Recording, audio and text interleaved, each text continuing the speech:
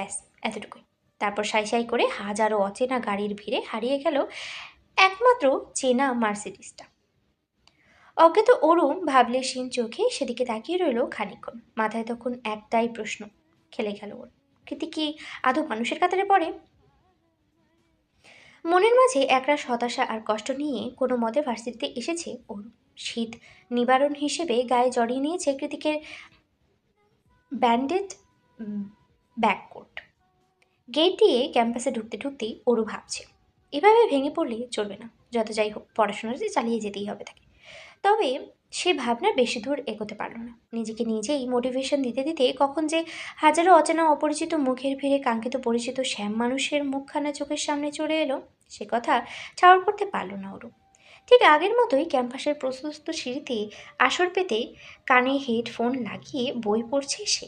হঠাৎ করে কি জানি কি হয়ে গেল, ছলাৎ ছলাৎ কেউ তুলে জোয়ার আসার মতোই বানভাসি হলো মনের নদী।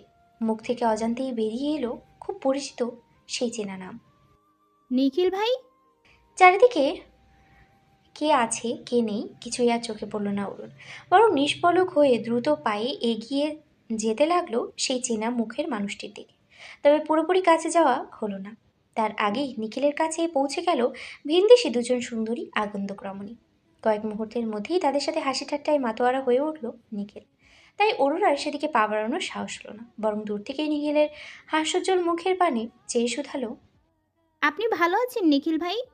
অরুণ থেকে কয়েক মিটার দূরত্বে দাঁড়িয়ে এই পুরো ব্যাপারটা দু হাত মুষ্টিবদ্ধ করে স্ক্যান করে নিল আরেকজন। তবে সেটা অন্য কেউ নয়, ওরকে ভীষণভাবে আসক্ত এক ছন্নছাড়া পুরুষ, মিস্টার জায়ান কৃতিক চৌধুরী। অরু বাসে আসলেও অরুর পরেই ভার্সিটিতে প্রবেশ করেছে কৃতিক, কারণ ও গাড়ি নিয়ে বাসের পিছনে পিছনেই এসেছে। তারপর ক্যাম্পাসে ঢুকতেই এই কাহিনী। তবে আশ্চর্যের বিষয় হলো এই মুহূর্তে কৃতিকের চোখে মুখে কোনো গম্ভীরতার লেশ মাত্র নেই, বরং ঠোঁটের কোণে আটকে আছে একটা রহস্যজনক কপট বাঁকা হাসি। কপট হাসিটা ধরে রেখেই কৃতিক অস্ফুট স্বরে বলল, আমার বোকা পাখি, সত্যির জানলে কতই না কষ্ট হবে তোর, but I am okay with that, cause তুই শুধুই আমার। ওরও আজ কার মুখ দেখে ঘুম থেকে উঠেছিল কি জানে। প্রথম দিন ভার্সিটিতে আসার উদ্দেশ্যে বের হওয়ার পর থেকেই একটার পর একটা ঝামেলা লেগেই আছে পিছনে। প্রথমে কৃতিকের মতো বদমেজাজি লোকের সাথে বের হতে হলো, তারপর রাস্তায় বিশাল অঘটন, একটু আগে নিখিল ভাইয়ের সাথে দেখা হওয়াও হলো না, আর এখন ক্লাস থেকেই বের করে দিল কৃতিককে। এখন অবশ্য দোষটা কৃতিকের নয়, ওরুরই বেশি ছিল। ক্লাসের মধ্যে বাইরে উকিঝুঁকি দিয়ে নিখিল ভাইকে খুঁজতে গিয়ে বেজেছে বিপত্তি। ভরা ক্লাসে সবার সামনে কৃতিকের নাম এক রাম ধমক দিয়ে ক্লাস থেকে বের করে দিয়েছে অরুকে। কিন্তু অরু এটা ভেবে পায় না বাংলা ডিপার্টমেন্ট থেকে এসে ইকোনমিকে কে নেয়। কেনই বা কৃতিক বেছে বেছে এই বিদঘুটে সাবজেক্টটিতে ভর্তি করেছে ওকে? এটা ইন্টারন্যাশনাল ইউনিভার্সিটি, ফরেনের স্টুডেন্টদের অভাব নেই এখানে, সেই সাথে সাবজেক্টেরও। তাহলে ইকোনমিক্সই কেন? এখন তো 3 দিন অন্তর অন্তর মাইক্রোক্রোমিক্স মাইক্রো ইকোনমিক্স ক্লাসে কৃতিকের মুখোমুখি হতে হবে, সাথে হাজারটা ফ্রি অপমান তো আছেই। ক্লাসের বিপরীত করিডোরের মাঝখানে উঁচু থেকে শুরু করে সবুজ ঘাস অবধি বিচরো সিঁড়িতে বসে বসে অরুর মনের সাথে মস্তিষ্ক যখন বিশাল উদ্বেগ লিপ্ত, ঠিক তখনই ল্যাপটপ ব্যাগ হাতে আগমন ঘটে নিখিলের। আরোরা না। পরিচিত কণ্ঠস্বর শুনে হকচকিয়ে পিছনে চাইল অরু। দেখল গালের মাঝে টোল পড়া হাসি, মুখ দিয়ে দাঁড়িয়ে আছে নিখিল ভাই। এতদূর এসে বিদেশের মাটিতে নিখিল ভাইকে দেখতে পেয়ে অরু ভীষণ আনন্দিত হলো। ও বসা থেকে উঠে দাঁড়িয়ে 2 কদম এগিয়ে গেল নিখিলের কাছে, তবে আগ বাড়িয়ে কথা বলতে পারল না। আগের মতো জড়তা তো রয়ে গিয়েছে। এবার নিখিল প্রশ্ন করলো প্রথমে, আরোরা, তুমি হঠাৎ এখানে? জানো, ওই যে দেখছো 3 তলার ল্যাব, ওখান থেকে তোমাকে দেখে ছুটে এসেছি আমি। বারবার মনে হচ্ছিল আমি ঠিক দেখছি তো। মাত্রাতিক্ত খুশিতে অরুর কথা জড়িয়ে যাচ্ছে, তবুও খানিকটা কষ্ট করে মিনমিনিয়ে জবাব দিল, জি আমি এখানে, ইকোনমিক্স ডিপার্টমেন্ট ফার্স্ট ইয়ার। সঙ্গে সঙ্গে আবারও প্রশ্ন করে নিখিল, আচ্ছা আরোরা, তিথি কেমন আছে? ওর ফোন কেন বন্ধ বলতে পারবে? তিথিকে নিয়ে নিখিলের এত বেশি কৌতূহল আর উদ্বেগ দেখে ফাটা বেলুনের মতোই চুপসে গেল অরুর হাস্যোজ্জ্বল মুখটা। অন্যদিকে ক্লাসের বিশাল থাই লাগানো জানালার ফাঁক দিয়ে এক পলক ওদের দিকে চাইল কৃতিক। অতঃপর অর্ণবকে কল করে নরম সুরে, একদম স্পষ্ট টোন যাকে সফট টোন যাকে বলে সেভাবেই বলল, আমাদের ভার্সিটির সিসিটিভি কন্ট্রোল সিস্টেমটা হ্যাক করতে হবে দোস্ত। বেশি না, অনলি ফর 5 মিনিটস। তিথি সম্বন্ধে কথা বলতে মোটেও আগ্রহী নয় ওরও। কেন যেন ভিতর থেকে আসছে না কোনো কথা, কি বলবে তাহলে ও। কিন্তু নিখিল দ্বিতীয়বার আবারও একই প্রশ্ন করলো ওকে। কি হলো আরোরা, জানো তিথি সম্বন্ধে কিছু? ওরুর মন বলছে, আমি এতদূর কিভাবে আসলাম, কেন আসলাম সেসব কথা আপনার একটা বারও জানতে ইচ্ছে করলো না নিখিল ভাই। তাছাড়া আপনি হঠাৎ তিথিকে নিয়েই বা কেন এত আগ্রহী? হ্যালো আরোরা, কি ভাবছো এত? নিখিল হাত নাড়িয়ে ইশারা করতেই সম্মিত ফিরে পেল ওরু। এদিকে ওদিকে মাথা নাড়িয়ে কিছু একটা বলতে যাবে তার আগেই ফোন চলে আসে নিখিলের। ওপাশ থেকে কি বললো কে জানে। নিখিল আর এক মুহূর্তর জন্য দাঁড়ালো না ওখানে, বরং দ্রুত পায়ে ছুটতে লাগলো তিনতলার ল্যাব রুমের উদ্দেশ্যে। অযাচিত ওরু পেছন থেকেই প্রশ্ন ছুড়ল। কি হয়েছে নিখিল ভাই, এনিথিং রং? নিখিল যেতে যেতেই জবাব দিল, সামহাউ কেমিক্যাল পরে গিয়ে আমার সব রিচার্জ রিপোর্টগুলো পড়ে গিয়েছে। এমন দুর্ঘটনার কথা শুনে অজান্তেই মুখে হাত চলে গেল ওরুর। বিড়বিড়িয়ে নিজেকেই নিজে প্রশ্ন ছুড়ল। আজ হচ্ছেটা কি এসব? ক্লাস শেষে অরুকে এইভাবে হয়ে দাঁড়িয়ে থাকতে দেখে ওর কাছে এগিয়ে আসে উজ্জ্বল শ্যামবর্ণের মোটা ফ্রেমের চশমা পরিহিত একটি মেয়ে। কারো উপস্থিতি টের পেয়ে ওর পেছনে চাইলে মেয়েটা হাত বাড়িয়ে বলে, Hello, I am Shayoni Mukherjee. I am from India. দূর দেশে হাজারো সাদা চামড়াওয়ালা বিদেশি মানুষের ভিড়ে প্রতিবেশী দেশের কাউকে দেখতে পাওয়াটা পাশের বাড়ির প্রতিবেশীর মুখ দেখতে পাওয়ার মতনই অনেকটা। অরুরও সেই একই রকমই ঠেকলো। ও জলদি সায়নীর হাতে হাত মিলিয়ে বলল, আমি Aurora Sheikh, I mean Aru. Aru, how sweet. তারপরে আঙুল দিয়ে ইশারা করে সায়নী বলে, চলো ক্যান্টিনে যাই, তোমাকে ভার্সিটির ক্যান্টিনের সবচেয়ে বেস্ট খাওয়াটা টেস্ট করাবো আজ। Let's go. আর অরু সম্মোহনী হাসি দিয়ে বলল, আচ্ছা চলো। নরম ঘাসের আস্তরণ মারিয়ে পায়ে পায়ে এগিয়ে যাচ্ছে ওরা দুজন। যেতে যেতে সায়নী উৎসুধায়, আচ্ছা, আজ জেকে স্যার তোমাকে ওইভাবে বকলো কেন বলো তো? উনি সাধারণত কারোর সাথে আনপ্রফেশনাল আচরণ করে না, অ্যাটলিস্ট আমি দেখিনি। অরু ঠোঁট উল্টে বলল, কি জানি, তবে মনে মনেই বলল, তোমার জেকে স্যারের বকুনি খেয়ে আমার অভ্যাস আছে। সায়নী প্রতি উত্তরে উৎকণ্ঠা নিয়ে বলল, জানো JK sir is a very good person rider. ভার্সিটিতে তাকে যতটা কুল লাগে, বাইক রাইডার জেকে স্যার ঠিক ততটাই ডিসপারেট আর ড্যাশিং মনে হয়, যেন আস্ত একটা চকলেট বয়। ওরও জানতো যে কৃতিকা একজন রাইডার, তবে সেটা মনিটরের ভিডিও গেমে। কিন্তু বাস্তবেও যে কৃতিক বাইক রাইডিং করে সেটা ওর অজানা ছিল। তাই চকিতে বলে, কি বলছো তুমি, আমি জানতাম না। সায়নী হাত দিয়ে মাছ তাড়ানোর মতো করে বলল, আরে তুমি কি করে জানবে, নতুন এসেছো না? দাঁড়াও, আমার কাছে টিকিট আছে।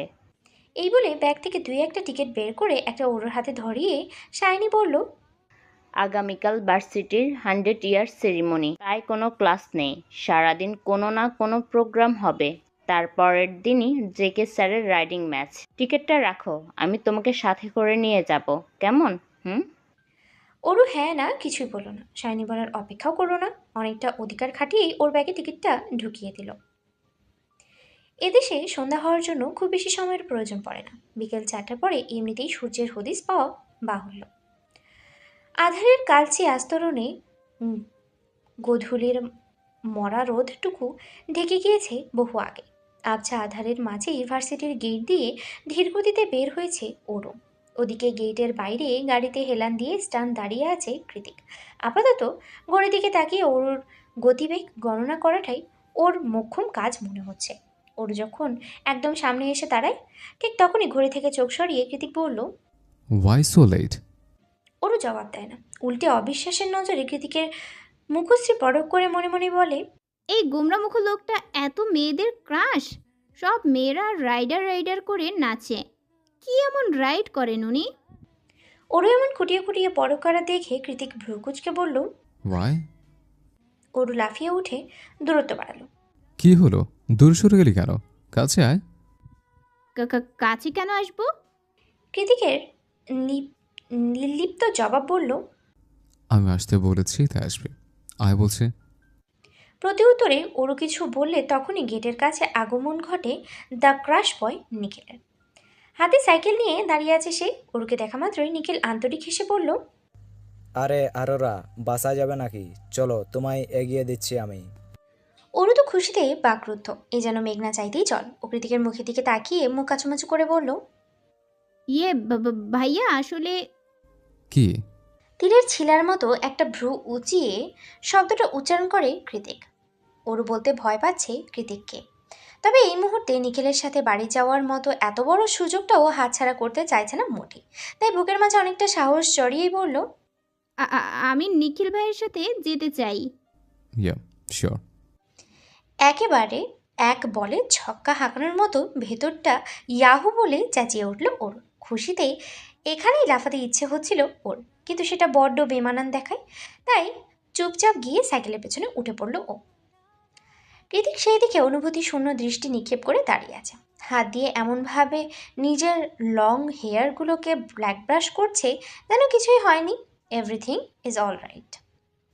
সাইকেল চলতে শুরু করলেই কৃতিক মাটির দিকে তাকিয়ে গুনতে শুরু করলো। 5, 4, 3, 2, 1 and 0। সঙ্গে সঙ্গে রাস্তার মাঝখানে ঝনঝন করে কিছু একটা পড়ার শব্দ হলো। তৎক্ষণাৎ ওর ঠোঁটে খেলে গেল অদ্ভুত এক ক্রূর হাসি। হুট করেই সাইকেলের টায়ার কি করে পাঞ্চার হয়ে গেল বুঝে উঠতে পারল না নিখিল। অবশ্য এই মুহূর্তে সে বোঝার মতো অবস্থাতেও নেই। হাত পা ছিলে ঝুলে যা তা অবস্থা হয়ে গিয়েছে। ওরও নিজে অনেকটা ব্যথা পেয়েছে। কৃতিক দ্রুত এগিয়ে এসে ব্যস্ত ভঙ্গিতে শুধালো, are you all right mister নিখিল? প্রতিউত্তরে নিখিল আদৌ জবাব দিল কি দেয়নি তার জন্য এক মুহূর্ত অপেক্ষা না করে কৃতিক দ্রুত ওরুকে কোলে তুলে নিয়ে যেতে যেতেই বলে, ওকে, বাই দেন। ওরুকে কোলে তুলতেই ওরু অবাক হয়ে জোরে জোরে বলল, আরে আরে নিখিল ভাই পড়ে আছে, আর আপনি আমাকে নিয়ে চলে যাচ্ছেন? কৃতিক হাঁটতে হাঁটতে জবাব দেয়, হ্যাঁ, কারণ আমি তো নিখিল ভাইয়ের প্রতি একটু ইন্টারেস্টেড না। আমি যার প্রতি ইন্টারেস্টেড তাকে সাথে করে নিয়ে যাচ্ছে। কি বললেন? কার প্রতি আগ্রহী? কৃতিক দু হাতে আগলে রাখা ওরুর দিকে তাকিয়ে কটমটিয়ে বলল, বিলিভ মি ওরু, তুই আর একটা বাড়তি কথা বললে আমি তোকে এখানে ফেলে চলে যাব। আর তুই ভালো করে জানিস আমি যেটা বলি সেটাই করে ছাড়ি, কারণ তোর পেছনে ওয়েস্ট করার মতো বেহুদা টাইম আমার নেই। সো মুখে ফুল স্টপ টান। কৃতিকের কথার পাছে ওরু আর কথা বাড়ানোর সাহস পায় না। মুখে দাড়ি কমা ফুল স্টপ সব কিছু টেনে দিয়ে মাথায় এলিয়ে থাকে কৃতিকের প্রশস্ত বাহুডোরে। ফকফকে পরিষ্কার আকাশ আর রৌদ্রোজ্জ্বল দিনের আগমনী বার্তা নিয়ে সূচনা হয়েছে আরও একটি সুন্দর সকালে। আজকের আবহাওয়াটা প্রাণ জোড়ানোর মতোই সুন্দর। চারিদিকে তাকাতেই কেমন মন ভালো হয়ে যায়। কুসুম গরম সূর্য কিরণ আর ভোরের বাতাস গায়ে মাখতে আজ বহুদিন বাদে ফ্রন্ট ইয়ার্ডে বেঞ্চিতে বসে রয়েছে কৃতিক। দুহাতে মুষ্টিবদ্ধ হয়ে আছে কফির কাপ আর আইপ্যাড। তবে আপাতত আইপ্যাড চোখ নেই ওর, বরং দু চোখ নিষ্পলক বিচরণ করছে চারিদিকের সবুজে ঘেরা অরণ্যে। কোনোদিন দেশে ফিরবে না বলে বছর তিনেক আগেই ছোটোমাটো একটা অত্যাধিক ডুপ্লেক্স বাড়িটা কিনেছিল কৃতিক। তখন কি আরও জানতো যে 3 বছরের মাথায় এসে ওর অষ্টাদশী পিচ্ছি এলোকেশি এই বাড়িতে প্রথমে পা রাখবে, দিন রাত যাপন করবে। জানলে হয়তো বাড়িটাকে মন মতো ঢেলে সাজাতে পারত। ওর তো আবার হ্যালো কিটি খুব পছন্দ। বাড়িটা হ্যালো কিটি থিমে তৈরি করলে কেমন হতো? কথাটা ভাবতেই এক মনে হেসে ওঠে কৃতিক। ঠিক তখনই ওর আজগুবি ভাবনায় সুতো ছেঁড়া হয়ে যায় সামনের ফ্রেঞ্চ গেট থেকে আসা কলিং বেলের টিংটং আওয়াজে। কে এসেছে দেখার জন্য কৃতিক উকি দিতে যাবে, তার আগেই মেইন ডোর খুলে বাইরে আসে ওরু। তারপরে ফ্রন্ট ইয়ার্ডে পেরিয়ে সোজা এগিয়ে যায় গেটের কাছে। ওরুর পেছনে ছিল হোয়াইট পিঙ্ক কম্বিনেশনের সিল্কের পাজামা পরনে ছিল। রেশমের মতো হাঁটু অবধি লম্বা চুলগুলো ছিল পুরোপুরি বাঁধনহারা। ওর পরনে নিজের কিনে দেওয়া পাজামা সেট দেখে কৃতিকের বেশ ভালো লাগলো। এই প্রথম কৃতিক কারোর জন্য কিছু নিজে হাতে কিনেছে। ওরও আজ আবার সেটা পরেছেও, ভালো লাগারই কথা। এই তো কালকেরই ঘটনা। সন্ধ্যাবেলা ভার্সিটি থেকে ফিরে একাই খুঁড়িয়ে খুঁড়িয়ে গাড়ি থেকে নেমেছিল ওর। তবে গাড়ি থেকে নামতেই খুব বড়সড় একটা ঝটকা খেয়ে অগত্য বিস্ময়ে আপনা আপনি দু ঠোঁট আলাদা হয়ে গিয়েছিল ওর। এই বাড়ির গ্যারেজে কখনো আসা হয়ে ওঠেনি ওর, আজকেই প্রথম ছিল। তাই কৃতিকের যে এত এত রাইডিং বাইকের কালেকশন আছে সেটা ওর অজানাই ছিল। পুরো গ্যারেজটার চার চাকা আম, গ্যারেজে চার চাকা বলতে একটা মার্সিডিজই রয়েছে কেবল, বাকি সব দামি দামি ব্র্যান্ডের বাইক কালেকশন। ওরও মনে মনেই ভাবলো এটাকে কোনো বাইকের শোরুম বললে মন্দ হবে না বই কি। চারিদিকে চোখ বুলিয়ে ওরও যখন অবিশ্বাসের নজরে কৃতিকের পানে চাইলো, কৃতিকের মুখভঙ্গি তখন খুবই স্বাভাবিক। ও নিজ হাতে আঙ্গুলে চাবির রিংটি ঘুরাতে ঘুরাতে গ্যারেজ থেকে বেরিয়ে যেতে যেতে বলল, গাড়িতে একটা প্যাকেট আছে, নিয়ে যাস। ওরও ভ্রুকুটি করে শুধায়। কার প্যাকেট আমার? কৃতিক না ঘুরেই জবাব দিল, তো কার? কিন্তু আমার জন্য হঠাৎ? কৃতিক হাঁটার গতি থামিয়ে প্রথমে নাক টেনে বুক ভরা বাতাস নেয়, অতপর বলে, তুই ঘুমোলে যে অর্ধনগ্ন হয়ে থাকিস সেটা আদৌ জানিস? কি? লজ্জা আর বিরক্তির চরম সীমানায় গিয়ে শব্দটা উচ্চারণ করলো ওরও। কৃতিক আবারও সশব্দে দাঁড়িয়ে থেকে বেশ সাবলীল ভঙ্গিতে বলল, আমি তো জানি। আর তাছাড়া আমার আমানতের খেয়ানত করার কোনো অধিকার তো নেই। তাই ঢেকে রাখার ব্যবস্থা করেছি মাত্র। সময় হলে নিজের জিনিস নিজে ঠিক বুঝে নেব, তখন আর তোকে চালাতে আসবো না। নিজের হাত দিয়ে ঢাকবো সবটা। আর দরকার পড়লে বাক্যটা কেন যেন শেষ করলো না কৃতিক, বরং তাড়াহুড়ো করেই ওরুর সামনে থেকে চলে গেল। আনমন, খেয়ানত কিংবা কৃতিকের ঘোরানো পেঁচানো কথা কোনোটাই তখন আর মাথায় ঢোকেনি ওর। ও তো স্রেফ উদাহরণটুকু গ্রহণ করেছে, একটা না দুটো নয়, পুরো 10 কালারের 10টা পাজামা সেট ছিল প্যাকেটে। দেখেই বোঝা যাচ্ছিল পাজামাগুলো খুব দামি, গায়ে চড়ালেই কেমন চোখ ভার হয়ে ঘুম চলে আসে। কালকের কথা আজও মনে করে মুখের কোণে আঙুল ঠেকিয়ে ঠোঁট কামড়ে এক মনে হাসছে কৃতিক। আশ্চর্য, মনে মনেই ভাবছে, সত্যিই যদি দিশারা হয়ে কাল কিছু করে বসতাম, ওদিকের কাটাতে গিয়ে দূরত্বের প্রাচীর ভেঙে ফেলতাম, তাহলে কি খুব বেশি বাড়াবাড়ি হয়ে যেত? ওদিকে অরু নিজের কোলের মধ্যে ছোট্ট বিড়াল ছানা ডোরাকে নিয়ে এগিয়ে গিয়ে গেট খুলতেই চোখের সামনে ভেসে উঠল চেনা পরিচিত সেই সুদর্শন মুখখানা। তবে এই মুখখানা অরুর থেকে বেশি অনুর পরিচিত। অরু এক পলকে উপর থেকে নিচ পরখ করে নিল। এক গুচ্ছ শুভ্র রাঙা টিউলিপ হাতে নিয়ে ফর্মাল গেটআপে দাঁড়িয়ে আছে প্রত্যয়, চোখে অপরিবর্তিত চিকন ফ্রেমের চশমা, দেখে তো মনে হয় পাওয়ার আছে। প্রায় কয়েক মিনিট বিনা বাক্যে অতিবাহিত হয়ে যায়, তবুও ওরও ধ্যান ভাঙল না। তাই ওরুর দিবা স্বপ্নটাকে বাস্তবে ফিরিয়ে আনতে হাত নাড়িয়ে ডেকে উঠল প্রত্যয়। হ্যালো। তৎক্ষণাৎ ধ্যান ভেঙে গেল ওরুর, সচকিত হয়ে বলল, হ্যাঁ, আপার কাছে এসেছেন তাই না? আপা বাসাতেই আছি, আসুন আসুন। প্রত্যয় গেট দিয়ে ভেতরে যেতে যেতেই বলল, অ্যাকচুয়ালি আমি অনুর কাছে নয়, কৃত্তিক ভাইয়ের কাছে এসেছি। কিছু ফাইলে আর্জেন্ট সিগনেচার লাগতো। ও ওই তো ভাই। হাত কয়েক দূরে কালো রাঙা বেঞ্চিটাতে আঙ্গুল উঁচিয়ে দেখল প্রত্যয়, তারপর অরুকে রেখেই এগিয়ে গেল সেদিকে। অন্যদিকে অরু দৌড়ে গিয়ে অনুকে বাইরে নিয়ে এলো। অরু টানাটানিতে অনেকটাই হন্তদন্ত হয়েই বাইরে এলো অরু। একটা লং কুর্তি আর লেগিংস পরে হয়তো অনু তাকিয়ে আছে প্রত্যয়ের পানে। ওদিকে কাজের ফাঁকে প্রত্যয় চোখ সরিয়ে গুমো গুমো অনুর মায়াবী মুখশ্রী দেখে থাকে। অরু টানাটানি করছে দেখে অনু বিরক্তি হয়ে বলল, উফ, ছাড় না অরু, কৃতিক ভাইয়া আসছে, তার সামনে তুই যদি এমন বাচ্চামো করিস কি বলবে বলতো? আরে কিচ্ছু বলবে না, আয় তো তুই। অরুর এক হাতে তখনও ঘাপটি মেরে বসে আছে বিড়ালের বাচ্চা ডোরা। অনু সামনে এগোতে এগোতেই ভাবছে সেদিন রাতের কথা। সেদিন বৃষ্টির অজুহাতটা তো নিছকই বাহানা ছিল, কারণ সেদিন হসপিটাল থেকে বের হতেই দেখা মেলে ছাতা হাতে দাঁড়িয়ে থাকা প্রত্যয়কে দেখে অবাকের চরম সীমানায় গিয়ে অনু তখন শুধালো, আপনি এখানে? প্রত্যয় মৃদু হেসে জবাব দিয়েছিল, আপনার জন্যে দাঁড়িয়ে আছি। আর তারপর বৃষ্টি ভেজা মনোমুগ্ধকর একটা সিম্পল কফি ডেট। একজন আরেকজনের পরিচয় তো দূরে থাক নামটুকু পর্যন্ত জানতো না, তবুও মন গহিনী কোথাও ঘুঁটি পেঁচেছিল দুজনেরই।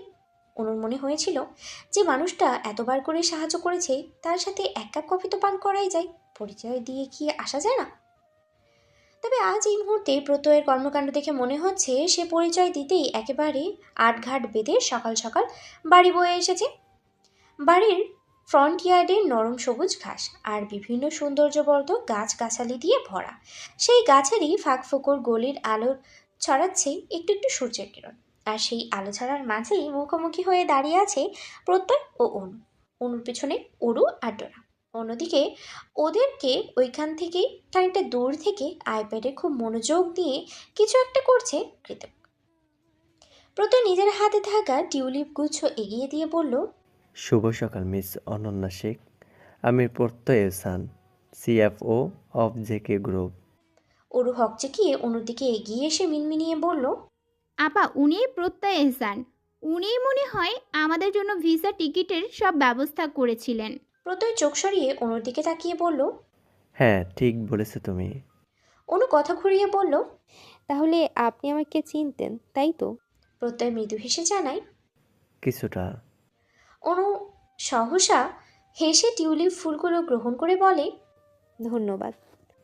ওয়েলকাম। প্রত্যয়ের ঘোর লাগানো চোখ দুটো ছিল তখনও অনুর নিষ্পলক চোখের নিবদ্ধ। ওইদিকে কৃতিকের চোখ দুটো অরুর চোখে।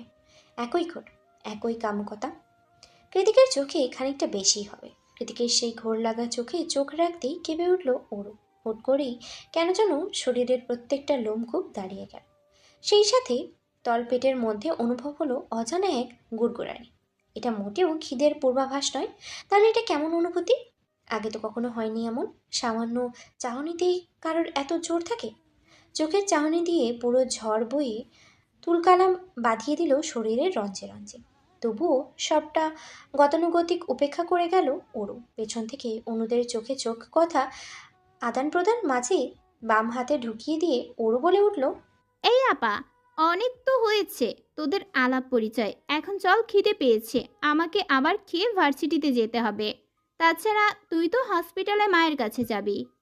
অরুর কথায় সম্বিত ফিরে পেল অনু। সেই সাথে অজানা একরাশ লজ্জারা প্রজাপতির ন্যায় ঘিরে ধরল ওকে। ও তাড়াহুড়ো করে ভিতরে যেতে যেতে বলল, খাবার দিচ্ছি, দ্রুত আয়। পরিবেশটা থমথমে আর অস্বাভাবিক। প্রত্যয়ের নিজেরও কেমন লজ্জা লজ্জা পাচ্ছে। তাই পরিস্থিতি স্বাভাবিক করতে প্রত্যয় অরুর কোলের ঝিমুনে থাকা ডোরাকে দেখিয়ে বলল, বা বিড়াল কোথায় ফেলে? না মানে আগে তো ছিল না। অরু ডোরার মাথায় আদরে হাত বুলিয়ে বলে, কাল রাতে ব্যাক ইয়ার্ডে কুড়িয়ে পেয়েছি। ঠান্ডায় ঘরে নিয়ে এসেছি। আর তারপর প্রত্যয় জিজ্ঞাসু হয়ে শুধালো। তারপর? অরু কৃতিকের দিকে দাঁত কিটমিটিয়ে তাকিয়ে বলল, কিছু না। By the way, nice cat. Aru প্রত্যয়ের কথায় বাদ সেধে বলে, ও ক্যাট না, ও আমার বাচ্চা ডোরা। মাথা খারাপ? আমি কেন বিড়ালের বাচ্চা জন্ম দিতে যাব? পেছন থেকে ভেসে আসা কৃতিকের অযাচিত বাক্যে অরু প্রত্যয় দুজনেই বোকা বনে গেল। ওর মুখ ভেঙচি কেটে মিনমিনিয়ে বলল, আপনার বাচ্চা কেউ বলবে না। ভালোবাসা দরদ বলতে কিছু আছে নাকি হৃদয়ে? থাকলে আমাকে আর ডোরাকে অমন মাঝরাতে বাইরে বের করে দিতে পারতেন না। ওর ভাবনার মাঝে কৃতিক ওদের কাছে এগিয়ে এসে আইপ্যাডটা ওর দিকে এগিয়ে দিয়ে বলল, অরু, এটা নিয়ে ভিতরে যা। আমার প্রত্যয়ের সাথে কিছু পার্সোনাল কথা আছে। ওরু ঠোঁট উল্টে ভিতরে যেতেই আইপ্যাডটা খুলে দেখতে লাগলো।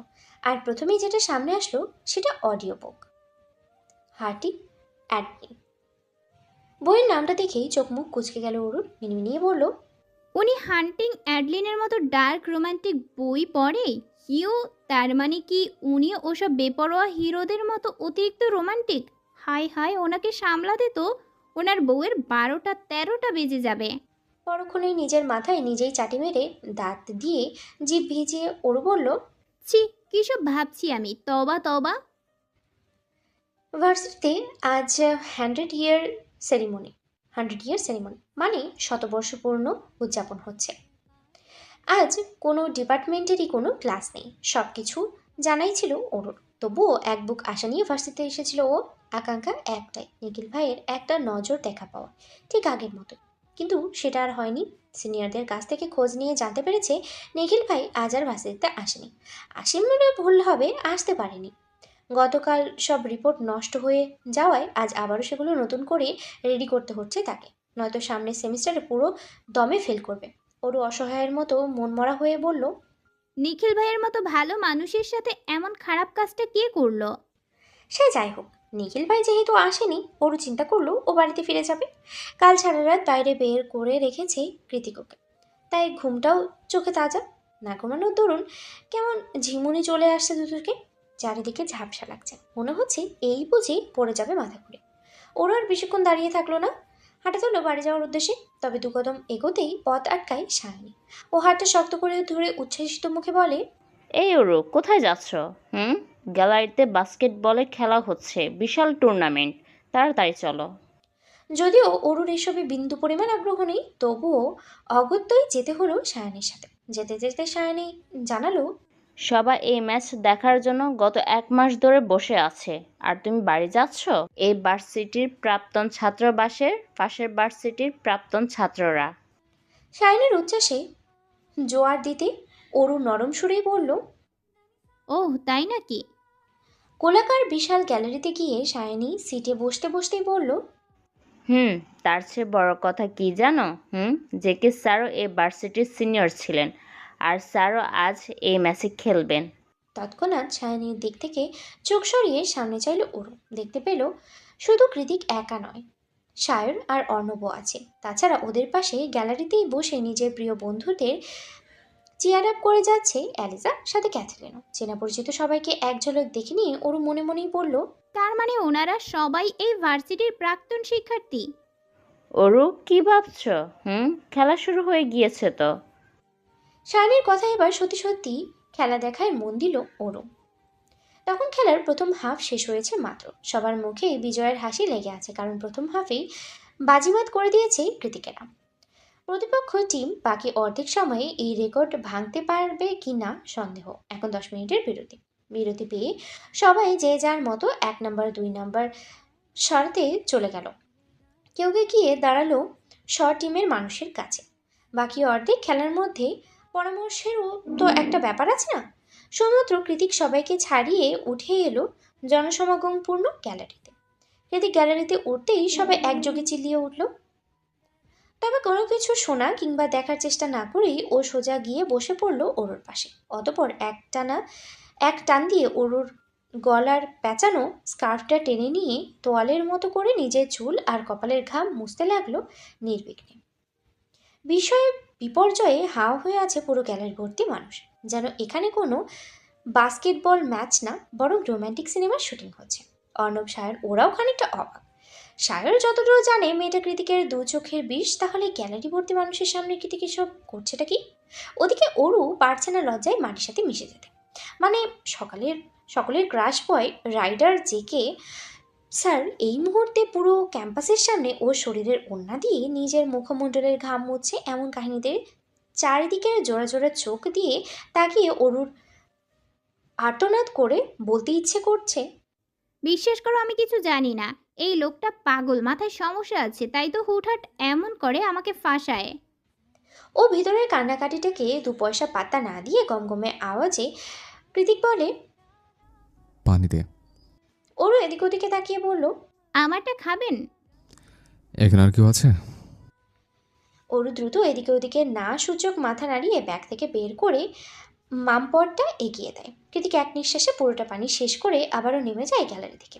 কৃতিক চলে গেলে ওরও নিজের ওনাটা ঠিকঠাক করতে ব্যস্ত হয়ে পড়ে। ওনার একাংশ কৃতিকের ঘামে ভিজে আছে, সেখান থেকে খুব সুন্দর একটা চন্দন কাঠ জাতীয় ঘ্রাণ আসছে। ঘ্রাণটা কিসের ভালোভাবে বোঝার জন্য ওরও ওনাটার নাক ছোঁয়ালো। হ্যাঁ, যা হয়েছে তাই। স্যান্ডেল পারফিউমের একটা মাতাল করা সুবাস, গন্ধটা নাকে লাগতেই অজানা শিহরণে শরীর ছেয়ে গেল ওরুর। তখনই ওপাশ থেকে কর্কশ আওয়াজ ভেসে এলো সায়নীর, তুমি জেকে স্যারকে চেনো? না, না, মানে হ্যাঁ, মানে ওরু চোরের মতো মুখ কাচুমাচু করে দেখে সায়নী বলল, কি না মানে হ্যাঁ মানে করছো? চিনে থাকলে বলো। ওরু হ্যাঁ সূচক মাথা নাড়িয়ে বলে, উনি আমার ভাই হয়, মানে স্টেপ ব্রাদার। সায়নী বোধহয় ওরুর জবাবে খুশি হল, তাই ওর হাত জড়িয়ে ধরে বলল, ইটস ওকে ওরু, আগে বলবে না এই কথা? আমি আরো ভেবেছিলাম কি না কি কি। খাওয়া দাওয়া হই হুল্লোড়ে সারাদিনটা ভালোই চলে গিয়েছে সবার সাথে। অরুরও আজ বেশ ভালোই আনন্দ করেছে। এতগুলো দিন পর আজকে প্রথম অরুর মনে হয়েছে সেও আসলে ইউনিভার্সিটিতেই পড়ে। তবে বিপত্তি ঘটেছে বিকেল নাগাদ। ক্যাম্পাসে রাতে কনসার্ট আর পার্টি থাকলেও অরু সেই সবে একদমই অভ্যস্ত না। তাই ও সায়নীকে বুঝিয়ে সুঝিয়ে বাড়িতে যাওয়ার প্রস্তুতি নিচ্ছিল। অরু শুধু একা নয়, অনেকেই যাচ্ছে আসছে। করিডোরে শিক্ষার্থীদের উপচে পড়া ভিড়।